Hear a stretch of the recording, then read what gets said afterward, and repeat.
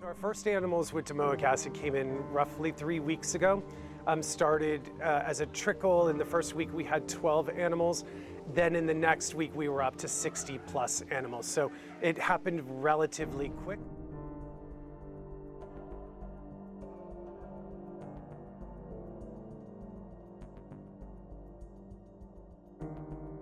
The symptoms are quite disturbing because the animal is not acting normally. So they'll come out of the water and sometimes they just sit in one place and they don't really respond to what's around them. They might be seizing, they might be drooling, gazing up at the stars in the sky, just not acting normally.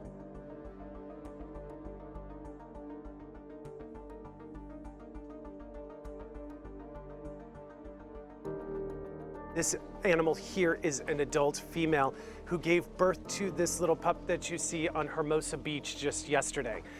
The mom and the pup got a little bit separated. The mom was having seizures at the waterline. The pup was on the beach. Our rescuers brought her in yesterday afternoon. She's now resting, being given fluids. The pup has been nursing and is also getting rest. And again, the prognosis should be quite positive once the animal gets through this. So another 30 to 60 days for both mom and pup.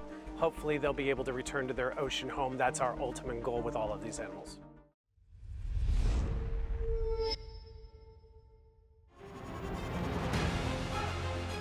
Email exchanges from inside the BBC, they talk about the risk of violating Indian laws. It's easier to rake up the freedom of speech debate, but does it give anyone a free pass to knowingly violate the law? America supports India because it needs India's support in return. And India is working with the US because it suits India's interests. This is how geopolitics works.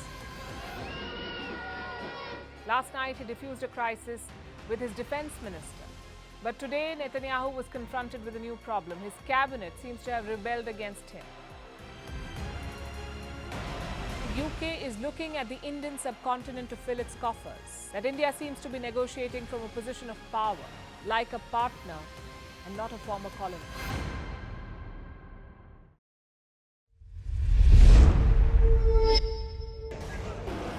And there they go. It looks like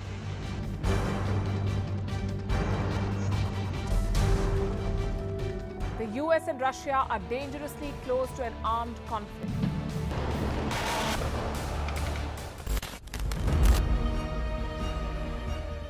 This year, 2023, New Delhi will be the capital of global diplomacy.